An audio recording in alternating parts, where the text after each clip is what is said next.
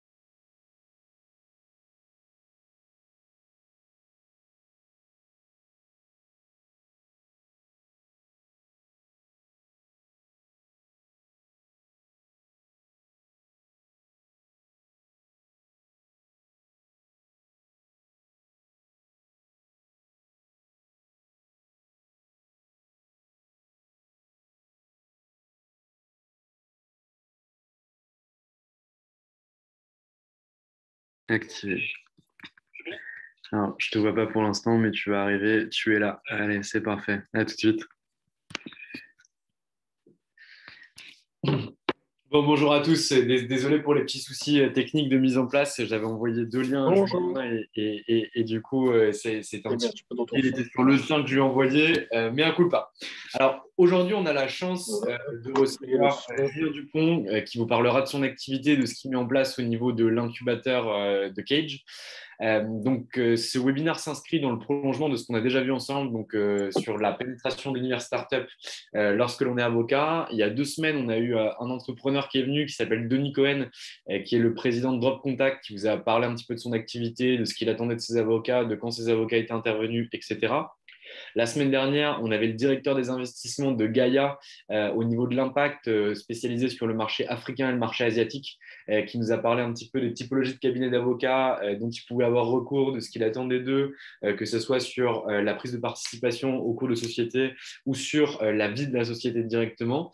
Et aujourd'hui, on a le plaisir de recevoir quelqu'un qui travaille dans un incubateur, donc Julien qui est présent et qui va pouvoir vous donner un petit peu l'étendue de son job, des partenariats qu'il tisse avec les avocats, des boîtes qu'il sélectionne, du business qu'il arrive à faire, pour que derrière, on voit également quelles sont les portes d'entrée au niveau de ces incubateurs et comment justement réussir à les contacter. Donc, Julien, merci beaucoup d'être là.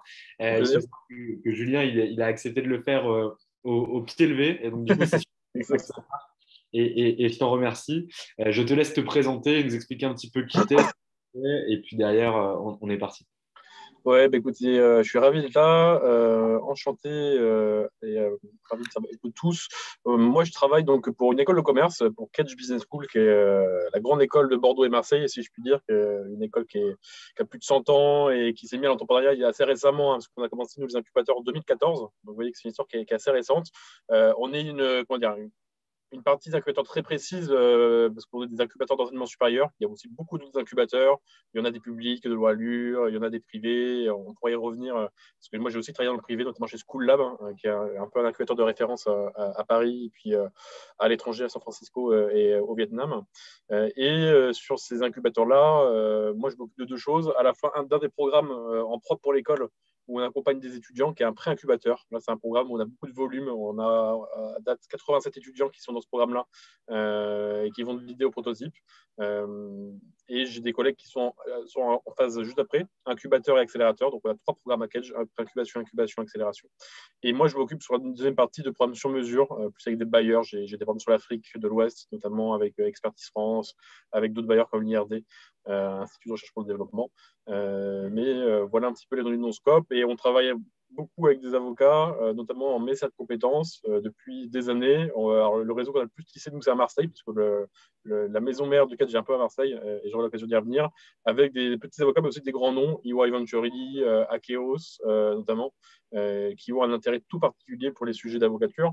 Et il y aura peut-être un dernier sujet, je pense que ça vous intéressera, c'est aussi comment l'accompagnement sur le juridique se transforme.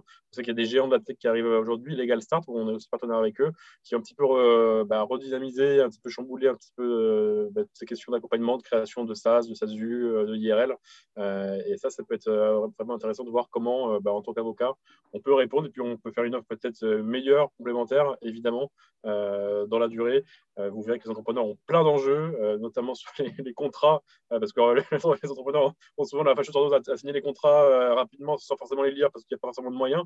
Donc, je pense qu'il y a un vrai sujet à réfléchir autour de ça, en tout cas du côté de la relation startup. Mais voilà un petit peu en quelques mots d'introduction. Ouais. Très clair. Merci beaucoup, Julien. Alors, déjà, est-ce que tu peux nous tisser un petit peu le paysage? Tu as parlé de deux types d'incubateurs. Tu as les incubateurs privés d'un côté et tu as les incubateurs publics de l'autre côté. Et déjà, quel est leur rôle? Est-ce qu'ils ont le même rôle? Et s'ils ont des spécificités, lesquelles sont-elles? Alors, Euh, c'est une très bonne question. Et alors, il faut savoir que les incubateurs, c'est récent, hein. Les premiers incubateurs, c'est début des années 2000. C'est vraiment avec la bulle Internet. Il y a eu évidemment tout un contexte législatif qui a accompagné la création d'entreprises. C'est que Nicolas Sarkozy, à partir de 2007, il a créé le statut auto-entrepreneur. On a quasiment doublé par an le nombre de créations d'entreprises depuis la création du statut auto-entrepreneur. Et ces incubateurs-là, si on doit comprendre déjà en quelques mots ce qu'est un incubateur, c'est très simple. C'est une conciergerie où l'entrepreneur vient avec des besoins, des problématiques, et on y répond. Soit c'est un coach, soit c'est le staff de l'incubateur, et on essaie d'y répondre dans les meilleures conditions. L'ambition, c'est qu'en 6 mois, la personne ait fait ce qu'elle aurait fait en 2 ans toute seule. Donc c'est vraiment un endroit où on apprend des erreurs des autres, et grâce à ce partage d'expérience, c'est vraiment du capital intellectuel, hein, la plupart du temps, qui est partagé. On permet à l'entrepreneur d'aller plus vite et avec plusieurs possibilités, du réseau, du business, etc. etc. Sur les incubateurs, il y en a différents types. En effet, les premiers en France, c'était des incubateurs plutôt de loi Allure. La loi Allure, c'est une loi qui date de 1997, qui est une loi qui a accompagné le développement des incubateurs publics. Donc, il y en a quelques-uns, notamment à Marseille, Belle de Mai, pour ceux qui savent un petit peu Marseille, qui est un incubateur public. Il y en a d'autres un petit peu. Il y a des incubateurs qui sont portés par des villes aussi. Paris Senco, notamment à Paris, qui est porté par la ville de Paris, entre autres. Mais ce qu'il faut comprendre, c'est qu'on en a de moins en moins, pour une raison très simple. Alors là, c'est un peu technique, mais c'est quand même intéressant de l'avoir en tête. Il y en a de moins en moins parce qu'en fait, on n'arrive pas à mesurer l'impact de ces incubateurs. Et ça, c'est un vrai sujet de recherche. On ne sait pas quelle est ce qu'on appelle l'externalité positive, on n'arrive pas à la mesurer.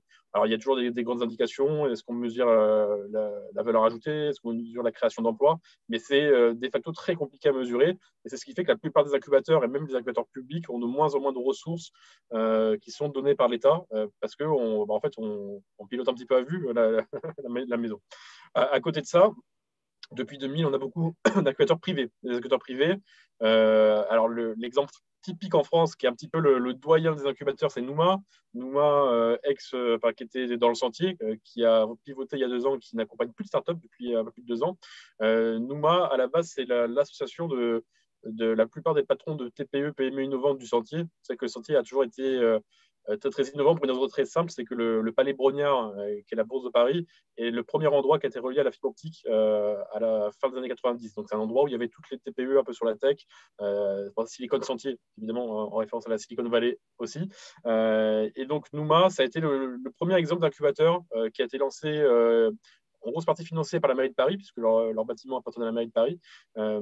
Et c'est l'exemple du premier modèle d'incubateur qui a existé, qui s'appelle le Cash for Equity. C'est-à-dire, je prends de l'equity contre de l'accompagnement. Et c'est un modèle, aujourd'hui, près de 20 ans plus tard, on a le retour, on sait que ça ne marche pas. Ça ne marche pas. Et la plupart des incubateurs qui avaient ce modèle-là ont soit échoué, soit pivoté, soit fait autre chose. On peut en parler d'autres exemples qui sont passionnants, The Family, etc., etc. Mais ça, c'est un modèle qui ne marche pas. Et donc, en fait, aujourd'hui, dans les incubateurs privés, soit ils répondent à des enjeux territoriaux, c'est porté par des chambres de commerce, par des départements, etc. Et du coup, ça vient valoriser le territoire. Soit c'est du privé, et quand c'est du purement privé, en fait, ça peut répondre à plusieurs besoins. Par exemple, School Lab, qui est un petit peu là, un incubateur de référence quand même à Paris, l'incubation, c'est pas là-dessus qu'ils font de l'argent, c'est une vitrine. Et en fait, la startup devient une vitrine pour que ces entreprises-là, ces incubateurs, aillent vendre des prestations à des corporates en B2B, sur de l'entrepreneuriat, sur de l'open innovation, sur ce qu'on appelle du new business. Et c'est comme ça qu'on arrive un petit peu à trouver un modèle économique qui n'est pas toujours évident, qui est souvent balbutiant et qui a été évidemment mise à l'épreuve du Covid, parce que vous imaginez bien que c'est le premier budget qui saute quand on est sous le Covid, tous les budgets d'innovation, donc c'est un vrai sujet. Un dernier point, et puis je laisserai envoyer Valentin sur une question, mais ce qu'il faut avoir en tête, c'est que ces incubateurs aussi ont été construits originellement sur une partie de lieux, sur les espaces. Et vous voyez, la plupart des incubateurs avaient des espaces jusqu'au Covid. The Family avait 1000 mètres carrés qu'ils ont rendus. Il y a beaucoup d'incubateurs qui ont rendu leurs espaces parce qu'en en fait, ils avaient une activité de location de desk ou de location d'espace de travail. Et ça, évidemment, suite à la crise Covid, ça ne marche plus du tout. Vous savez qu'à Paris, il y a eu une énorme crise de tout ce qui est immobilier locatif pour les entreprises. Et ça, du coup, c'est plus du tout une voie rentable, en tout cas, pour essayer de pérenniser un business model d'incubateur.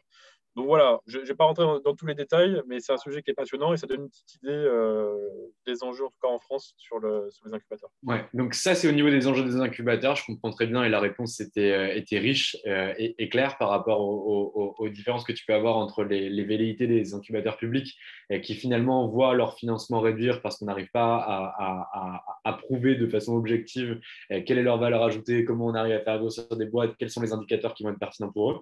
On voit aussi qu'il y a pas mal de cash sur les incubateurs privés depuis les années 2000, mais qu'ils peinent finalement à réussir à trouver un modèle.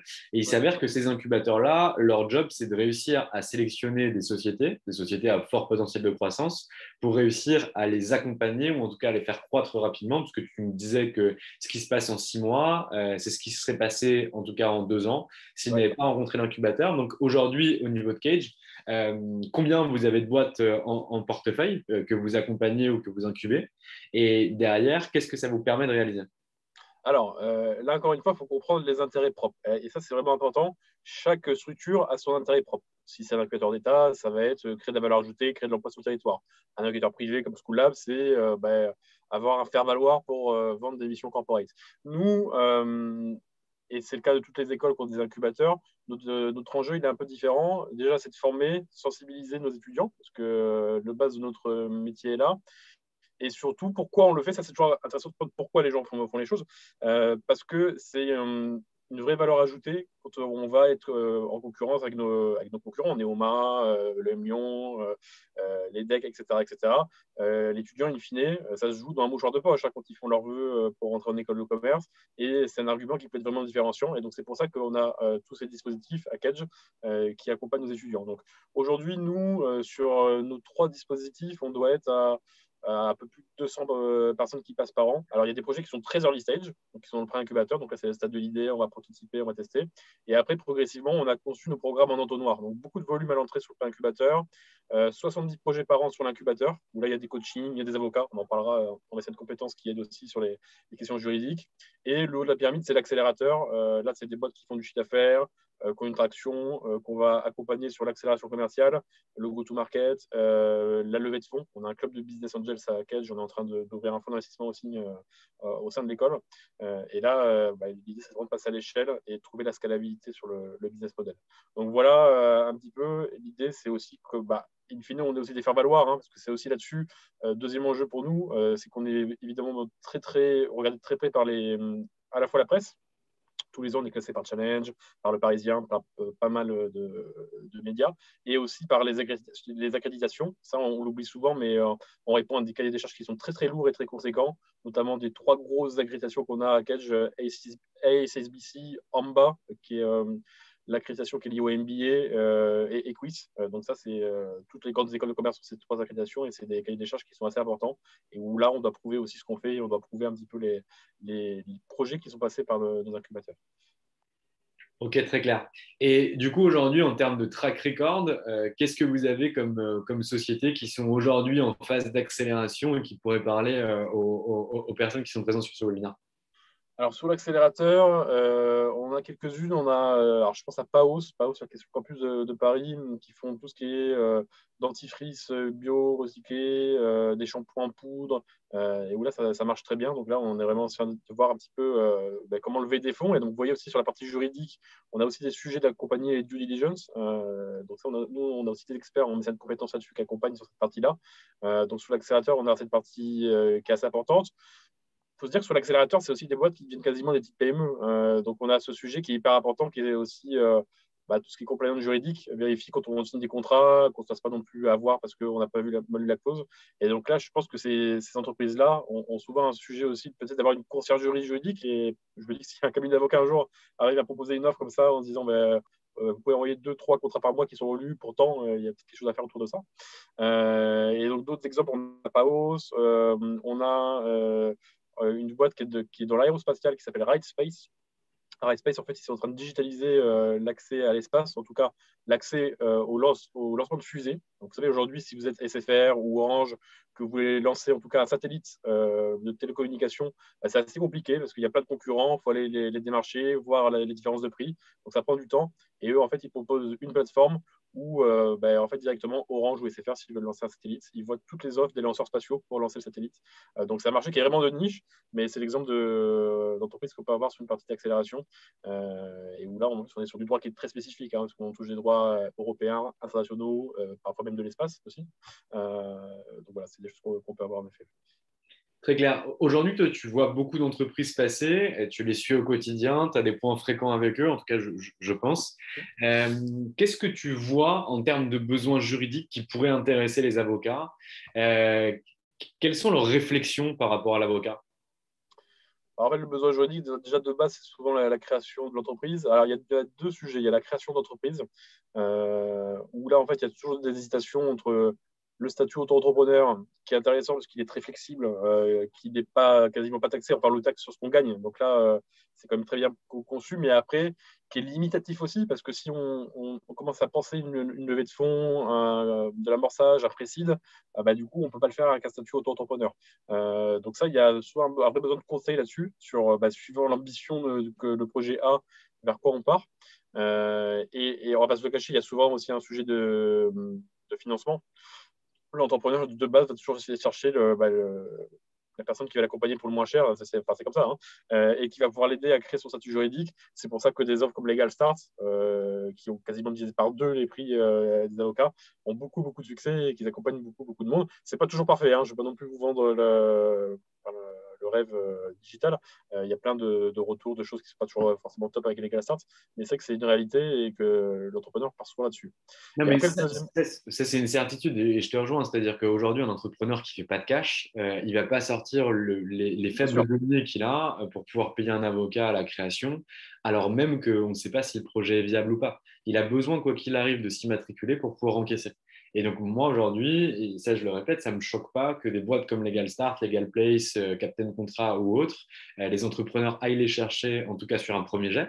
Bien sûr, après, 2 ans, 1 an après, il peut y avoir des difficultés par rapport au pacte d'actionnaires qui a mal été fait, par rapport aux statuts qui ont mal été pensés, etc. Et là, du coup, il y aura du cash, parce que si on voit des problèmes, c'est qu'il y a du cash et c'est que bien derrière, on sûr. a quelque chose pour faire intervenir l'avocat. Moi, je pense qu'aujourd'hui, la création d'entreprise, rédaction de statut n'est plus, entre guillemets, une mission qui peut aller être demandée par un avocat. L'avocat n'est plus compétitif sur les entrepreneurs early stage, hein, bien sûr. Sur les grosses boîtes, sur les corporates, etc., c'est complètement différent. Mais sur les entrepreneurs early stage, je pense que ce n'est plus un bon positionnement pour l'avocat. C'est vrai. Alors, et c'est là où c'est intéressant. Alors, moi, je travaille avec EY Venturi, qui est la partie avocature du groupe EY, où ils ont quand même, sur chacune des villes, ils ont un avocat qui est spécialisé sur les startups. Et en fait, ce qui est intéressant, c'est que EY, notamment, sur les avocats qui bossent sur les portefeuilles startups, ce qu'ils me disent, c'est qu'ils ont plus de clients que ce qu'un avocat normal a quand il a un compte TPE, PME ou même grand groupe. Donc là, il y a un enjeu de volume. Et ce que tu dis, Valentin, c'est intéressant, c'est que en fait, il y a un enjeu de fidéliser, de créer une relation de confiance et peut-être qu'à l'entrée, avoir une presta qui est un peu moins chère, mais d'avoir l'entrepreneur dans la durée, d'être un petit peu la personne de référence quand elle a un sujet, un problème. Et ça, c'est vraiment ce que viennent chercher les avocats sur les incubateurs, c'est être là dès le début. EY ou même Akeo, c'est avec qui on travaille, hein, ils viennent dès le début, ils font des ateliers. Propriété intellectuelle, statut juridique, pacte d'associés. Un vrai sujet aussi, pacte d'associés, hein, surtout quand on est plusieurs. Ça, faut bien le construire dès le début. Donc, c'est vraiment autour de ça qu'ils vont travailler. Et en fait, comment ça se passe à Cage, notamment, ces avocats-là, donc ils ne sont pas payés, mais nous, on est une asso loi 1901, même si ça n'a pas l'air comme ça, on est quand même une statut associatif. Et donc, du coup, on fournit des rescrits fiscaux, c'est-à-dire que les avocats qui viennent chez nous, à la fin de l'année, ils nous disent voilà, on a passé 60, 120, 130 heures, l'heure évaluée à temps, et en fait, ils peuvent déduire ça de l'IS à hauteur de 66% parce qu'on leur fait un rescrit fiscal. Donc, c'est assez gagnant-gagnant parce que ça leur permet à la fois de rencontrer des nouveaux clients, d'essayer de créer une relation de confiance. Et puis, il y a un rescrit fiscal qui permet de défiscaliser ces heures à hauteur de 66%. Donc, c'est une relation un petit peu de coopération, win-win, qui permet d'accompagner au mieux à la fois les entrepreneurs et puis aux avocats essayer de pénétrer un peu ce marché et puis de créer une relation sur le long terme. L'enjeu, évidemment, c'est aussi ça qui est compliqué. Peut-être qu'on aura un sujet là-dessus, Valentin, mais c'est quand on est avocat, ce que je m'imagine bien quand on arrive dans un incubateur, c'est de se dire quel projet sera vraiment porteur et quel projet je vais accompagner. Parce qu'on ne va pas se le cacher, aujourd'hui, il y a quand même 6 projets sur 10 qui arrêtent au bout d'un an, un an et demi. Donc, c'est aussi un vrai pari. Mais c'est aussi un pari pour les incubateurs, hein, d'ailleurs. Ce n'est pas un pari pour les avocats. Hein. De se dire, OK, voilà, si je mets du temps sur tel projet, est-ce que ce projet va perdurer, puis est-ce que je pourrai créer une relation de confiance et ça, c'est compliqué à jauger, mais ça peut être intéressant d'avoir des retours d'avocats qui interviennent dans l'incubateur pour qu'ils vous disent, eux, comment ils le jaugent. Ouais, je suis assez d'accord. Et aujourd'hui, tu parles de EY Venturi, de Akeos. Est-ce que tu connais leur prix d'entrée, de ce qu'ils facturent en termes de statut à des jeunes entrepreneurs qui créent leur société au Ouais, niveau du package? ils sont quand même à 1400, 1500 euros hein, sur sur ce genre de forfait-là. Ouais. D'accord, ah oui, donc c'est quand même pas donné. C'est-à-dire qu'ils Non, arrivent quand même à fournir un pack qui est un pack que pourrait fournir n'importe quel avocat pour ces prix-là. et c'est là où ça peut être intéressant. Est-ce que, en tant qu'avocat, on ne peut pas avoir une offre un peu scalable où on dit, ben voilà, nous, c'est que ça nous coûte 1500 euros parce que c'est le temps qu'on y passe, etc. Mais peut-être créer un kit où on fait travailler en grosse partie l'entrepreneur pour faire les choses et juste relire à la fin. Il y a peut-être des choses à réfléchir un petit peu pour créer cette relation de confiance, avoir un conseil avisé, sans que forcément que ce soit l'avocat qui rédige tout de A à Z. Et je pense qu'il y a une vraie piste de réflexion là-dessus, tout en regardant l'humain. En fait, finalement, ce débat qu'on a, c'est un peu le même débat qu'on peut avoir sur les banques, entre les néobanques et les banques classiques. La néobanque, c'est sympa, c'est moins cher, ça coûte rien ou 1 euro par mois, mais on n'a personne qui est en face de nous pour nous conseiller. La banque classique, ça coûte un peu plus cher, mais on a le conseiller qu'on peut appeler, qui peut nous conseiller. On est à peu près sur la même lignée. C'est un petit peu le futur du digital et de la tech aussi, dont on parle. Mais là, il y a un vrai sujet de se réinventer et de voir comment ces startups construisent leur relation avec leur conseiller juridique. Pourquoi vous travaillez avec Akeos et avec EY Venturi? Est-ce que c'est eux qui sont venus vous chercher? Est-ce que c'est un partenariat au niveau de l'incubateur de Cage? Est-ce que c'est vous qui êtes allé les chercher? Comment cette relation s'est tissée? Et est-ce qu'il y a encore de la place pour que, par exemple, des avocats qui sont présents sur Aix-Marseille puissent vous contacter pour venir faire de la formation, intervenir sur des points particuliers, rencontrer les entrepreneurs? Allez, raconte-nous un peu. Ouais, alors Akeos et EY Venturi, ils sont là depuis 2014. Donc en fait, ça a été les premiers partenaires de l'incubateur en 2014. Et à l'époque, quand on a commencé en 2014, là aujourd'hui, je vous donne des chiffres, on a du volume, on a plus de 200 projets par an. Nous, à Catch, en plus, on a des moyens, on est 6 ETP quand même sur l'entrepreneuriat, donc c'est quand même assez conséquent. En 2014, on avait rien de tout ça. On avait une salariée qui gérait l'incubateur, un coach qui était en prestation, qui était en contrat intervenant à Cage, et puis on avait le reste, c'était deux avocats, donc EY Venturi et Akeos, qui sont impliqués dès le début et qui ont donné pour le coup beaucoup de temps sur le projet, donc ça s'est créé assez naturellement. Et en fait, c'est aussi, alors, surtout à Marseille, pour le coup, c'est le cas, Akeos et EY Venturi, ils sont présents sur tous les incubateurs. Vous allez chez Marseille Innovation, vous allez à Belle de Mai, ils sont en partenariat avec l'ensemble de ces incubateurs-là. Et donc, ils sont vraiment cette force de l'écosystème qui les a propulsés aussi, qui leur permet d'être visibles. Et donc, voilà, ils ont toute une stratégie pour être présents sur à la fois les incubateurs et les accélérateurs. À Paris, je connais un peu moins. J'ai rencontré l'avocat d'Ivory Venturi avec qui on va travailler. On a des volumes qui sont un peu moins importants à Paris, ce qui est assez logique vu l'histoire de Cage. Mais voilà, et Bordeaux, on a d'autres cabinets d'avocats, je ne sais plus lesquels c'est, qui ne sont pas EY de mémoire. Mais en tout cas, niveau volume, alors, on est un peu surstaffé, parce qu'on va avoir 3 ou 4 cabinets d'avocats. Donc, j'aurais pas beaucoup plus de place sur des workshops. Désolé, mais ça peut peut-être se réfléchir à un autre moment. Mais voilà un petit peu comment ça se conçoit. Ouais. Ok, et donc qu'est-ce qu'ils viennent faire? Ils viennent faire de la formation et l'objectif, c'est du coup de pouvoir continuer à accompagner les entrepreneurs derrière. Ouais. C'est ça? Alors, ils viennent faire de la formation sur des sujets. Alors, ça peut être CGU, CGV, ça peut être le pacte d'associés, la création de statut, la propriété intellectuelle. Donc, tous ces sujets-là, donc là, qui sont plutôt des sujets de connaissances et un petit peu de culture personnelle quand on lance son entreprise. Et après, ils font des rendez-vous one-on-one qui sont messages de compétences. Alors, en fait, et là, pour être très clair avec vous, hein, le rendez-vous, c'est juste un rendez-vous de conseil. C'est pas un rendez-vous où l'avocat fait un travail, produit un acte, parce que ça, évidemment, ça s'appelle facturation. Donc, c'est des rendez-vous de conseil. Si, évidemment, l'avocat doit relire un document conséquent, etc., il le facture. Il le facture ou il ne le facture pas parce que l'entrepreneur ne souhaite pas payer. Mais voilà, dès qu'il y a un acte écrit qui doit être construit par un avocat, là, ça appelle facturation, bien évidemment. Et le dernier point, ce que j'ai oublié de vous dire, c'est qu'avec EY, et notamment, et puis Akeos, on a une réduction qui doit être entre 10 et 20%, je crois, sur les prestations, qui est liée au fait qu'ils sont entrepreneurs et puis qu'ils sont partenaires de Cage. Donc voilà. Ouais. Ok, très clair. Et du coup, ces entrepreneurs choisissent ces avocats ou vont chercher d'autres avocats? Alors c'est marrant parce qu'il y en a à la fois qui vont voir nos avocats et puis qui travaillent avec eux, et puis des fois il y en a qui veulent absolument partir avec leurs avocats et donc qui passent contrairement outre nos partenaires. Mais bon, après c'est le jeu, hein, et qui vont travailler avec leurs avocats. Après, alors c'est assez marrant aussi, alors, un petit point, il y a souvent une dichotomie entre les conseils de coach entrepreneur et les conseils d'avocat. Souvent, en fait, le coach entrepreneur, il va dire allez-y, testez rapidement, prenez du chiffre d'affaires, prenez des retours utilisateurs pour voilà, aller sur le marché le plus rapidement possible. Et l'avocat, souvent, il est en posture un peu inverse. Non, non, non, mais alors, là, il faut le statut juridique, il faut la SASU, le machin, le truc, sinon, c'est pas possible, etc. Et donc, en fait, et moi, ça m'arrive souvent de recevoir des entrepreneurs qui disent ouais, mais je suis perdu parce que l'avocat m'a dit ça, mais le coach qui est entrepreneur m'a dit ça, qu'est-ce que je fais? Et donc, du coup, là, il faut arriver à trouver le modus operandi et puis évidemment, qu'ils ne se mettent pas en risque non plus au niveau de la loi, parce que ce n'est pas le sujet, hein. Mais leur dire, voilà, il y a peut-être, avant de créer une SASU, une SAS, on peut peut-être tester sur un statut auto-entrepreneur, sans trop prendre de risques, faire du chiffre d'affaires, et puis quand même aller tester, parce que ça reste important de tester assez rapidement.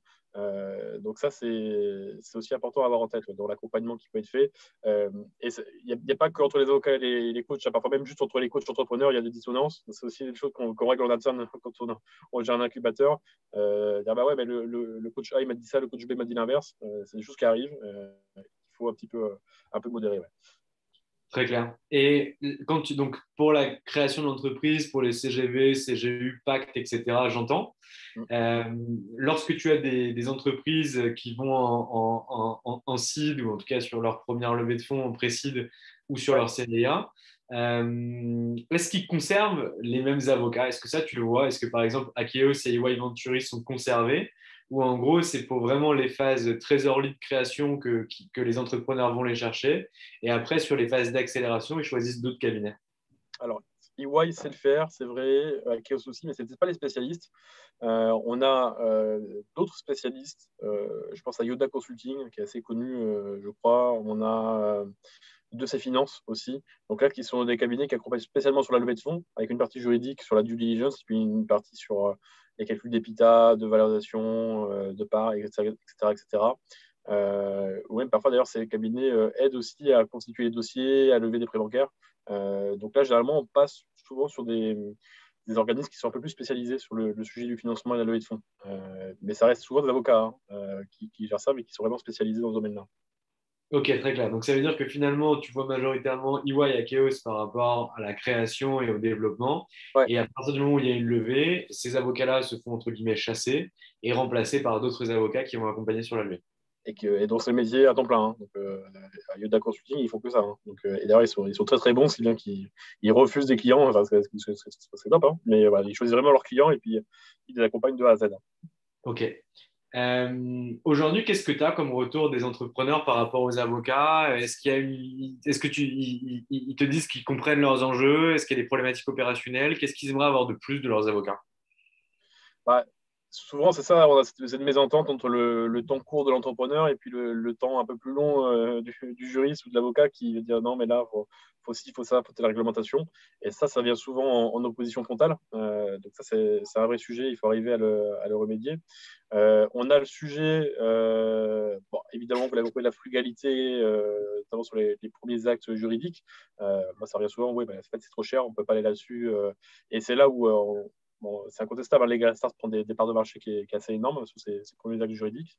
Et puis après, le troisième point, ce que je vous disais, c'est qu'il y a beaucoup d'entreprises, et quand je parle d'entreprises, même des boîtes qui ont du chiffre d'affaires récurrent, qui se mettent en danger parce qu'on a signé des contrats et qu'il n'y a pas eu de relecture, parce qu'il n'y a pas d'avocat, parce que ça coûte trop cher la relecture d'un contrat. Et là, je pense que moi, il y a un vrai sujet à adresser. Parce que parfois, alors, parce que j'en dis souvent, il vaut mieux dépenser 500 ou 1000 euros quand on a un gros contrat pour l'avoir relu et puis être sûr qu'on n'ait pas une clause qui mette à mal tout le projet. Mais c'est vrai que quand on est entrepreneur et que. C'est marrant parce que, petit aparté, mais il y a une boîte que j'accompagnais qui ont signé une première levée de fonds il y a 1 an et demi, où en fait, c'est leur ancienne boîte qui a dû mettre 50 000 euros à l'époque dans l'entreprise. Et en fait, ils me disaient qu'ils avaient reçu donc un contrat, évidemment, parce que les investisseurs mettent de l'argent, qui faisait 60 pages. Et donc, ils n'avaient pas du tout d'avocat. Donc, en fait, ils étaient à 3 fondateurs, ils ont imprimé toutes les pages, ils ont mis dans leur appartement sur le mur, et puis ils lisaient toutes les clauses comme ça, et ils surlignaient ce qu'ils comprenaient, ce qu'ils ne comprenaient pas, et ils se sont débrouillés comme ça. Et en fait, in fine, ils se sont fait avoir sur une clause, parce qu'il y avait une histoire de parts, etc., de préférence, de rachat de parts. Et ça, il n'allait pas du tout venir parce qu'ils n'ont pas pu, ils n'avaient pas les moyens d'avoir un avocat à l'époque, ce qui n'était pas le cas de leur actionnaire qui était très bien équipé juridiquement. Donc, vous voyez, il y a souvent des déséquilibres dans les relations contractuelles entre des investisseurs qui sont évidemment eux bardés côté juridique et puis des entrepreneurs qui se retrouvent un petit peu mis à mal parce qu'ils n'ont pas ce backstage juridique. Donc, ça, c'est un vrai sujet. Est-ce que vous, aujourd'hui, vous avez un impact par rapport aux conseils des boîtes que vous accompagnez sur le choix de leurs conseils ou vous n'êtes pas sur de la recommandation assez importante? Bah, ce qu'on impacte, ça c'est une bonne question, on ne l'a pas mesuré, mais ce qui est certain, c'est qu'on choisit quand même avec qui on travaille. Voilà, c'est que les gens d'Akeo, c'est d'EY, ils sont des gens très fiables, qu'on mobilise sur beaucoup de sujets, qui sont en plus très arrangeants, qui ont toujours été là en tout cas pour l'incubateur. Donc nous, on n'hésite jamais à leur envoyer puis à leur recommander. Donc c'est plutôt comme ça que ça se passe. Après, l'entrepreneur est libre, hein, donc il teste, il fait un rendez-vous, s'il n'est pas convaincu, il va ailleurs. Et heureusement qu'il est libre de son choix, parce que sinon, on serait plus dans un incubateur, mais dans un autre type de structure. Mais voilà un peu comment ça se passe. Ouais. Ok, très clair. Donc toi, finalement, en fait, tu facilites le premier rendez-vous pour les Ça, avocats avec lesquels tu es en partenariat. Derrière, c'est à eux de faire le taf et de voir si ça avance bien avec l'entrepreneur. tout à fait, ouais. Et aujourd'hui, imagine, je suis avocat, moi, je vais m'implanter à Marseille, je fais du droit fiscal, j'ai une forte envie de travailler avec les entrepreneurs. J'identifie qu'il y a quelques incubateurs présents sur la région marseillaise. Comment il faudrait que je te contacte? Qu'est-ce qu'il faudrait que je te propose pour que derrière, j'ai une chance de au moins pouvoir être reçu et d'essayer de montrer un truc avec toi? Alors, le truc, c'est que la région marseillaise. Alors, je parle de Marseille, mais je travaille à Paris. Hein, donc, je connais bien Marseille, parce que j'y ai travaillé aussi, mais maintenant je suis à Paris. Mais alors, ce qu'il faut avoir en tête, c'est que déjà, l'offre est surabondée. C'est-à-dire que les avocats, il y en a partout. Même dans chaque incubateur, nous, on a au moins 4 cabinets d'avocats, ne serait-ce que sur nos incubateurs. Marseille Innovation, c'est pareil. Donc, il faut trouver quelque chose de vraiment différenciant, parce que si c'est encore une histoire de CGU, de CGV, pas d'actionnaire, création juridique, etc. En fait, on est déjà largement servi, sauf s'il y a une offre révolutionnaire derrière, ce qui peut être le cas, hein, on n'aura pas beaucoup d'intérêt à prendre le point.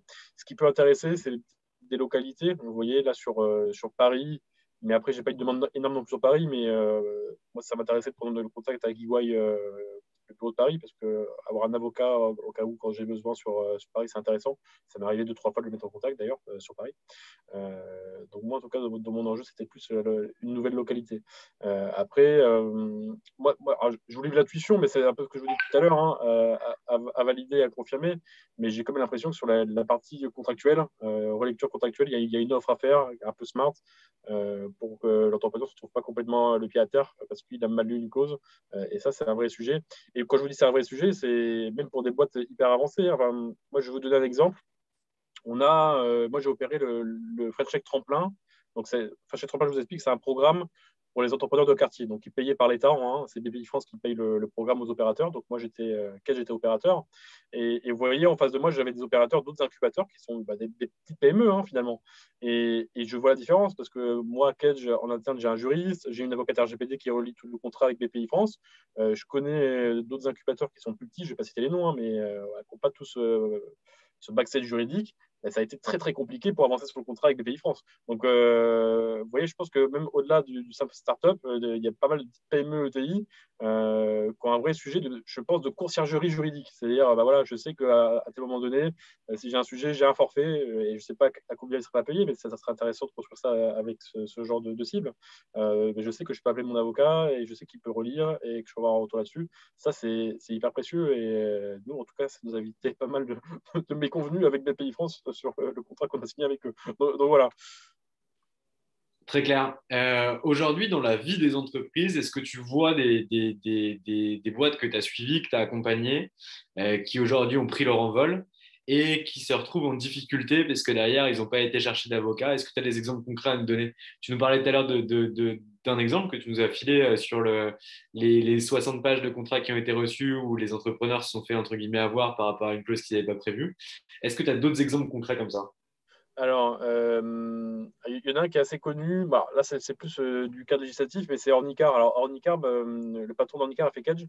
Et en fait, lui, pendant 3 ans, quand il a lancé l'entreprise, il n'avait pas le droit d'exercer parce que la loi interdisait qu'il y ait une nouvelle auto-école, surtout une auto-école digitale qui puisse prendre le marché. Et donc, en fait, Benjamin, c'est l'exemple typique. Il a levé des fonds au départ et les fonds qu'il levait ne faisaient que payer ses procès. Donc, mais vraiment, hein, pendant 2 ans, il a eu toutes les écoles de France qui l'ont mis en procès parce que voilà, concurrence déloyale, etc. Et pendant 2 ans, il a fait que ça. Et c'est bien qu'à un moment, il a failli couler la boîte. Il a été sauvé au dernier moment par Emmanuel Macron qui a autorisé son activité. Donc il y a pas mal de startups qui sont dans ce qu'on appelle dans des océans bleus. Les océans bleus, c'est des endroits où on n'a pas encore exploré, où il n'y a pas vraiment de concurrence. Mais en fait, les océans bleus, parfois, sont aussi dans des univers réglementaires qui sont fortement réglementés. Donc, vous voyez, les auto-écoles, c'était une profession réglementée, c'en est un exemple. Il y en a plein d'autres. Moi, je pense qu'on n'est pas à l'abri d'ici quelques années que, par exemple, tous les métiers tout ce qui est notaire, notariat, ils sont un petit peu bouleversés par les startups.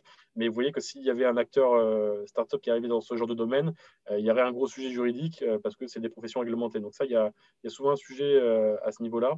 Et après, oui, alors, de manière plus anecdotique, j'ai eu le cas d'une startup qui avait mal déposé son nom. Vous savez que quand on dépose son nom, ça se dépose à l'INPI. Il y a des classes de noms avec, bon, c'est un peu complexe, mais voilà.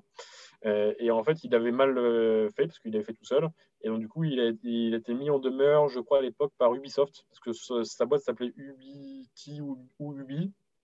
Et donc, évidemment, l'armée de juristes d'Ubisoft, ils ont reçu une alerte, parce qu'ils ont des alertes sur Olympie, et quand ils ont vu ça, ils l'ont mis en demeure. Donc, voilà, parce qu'il n'avait pas été accompagné. Donc, c'est des choses qui arrivent fréquemment, malheureusement. Ouais.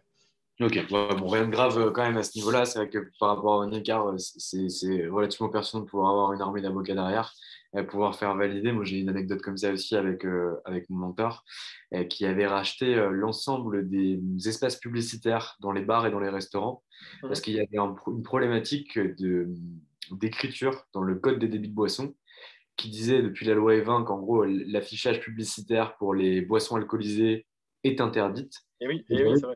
Il y avait des exceptions en fait à l'intérieur de ce truc-là, et l'exception visait les bars et les restaurants.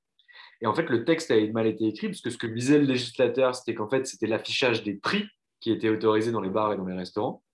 Et en réalité, le texte était tellement mal rédigé que lui, il a dit, moi, je peux y lire à l'intérieur l'affichage publicitaire d'alcool.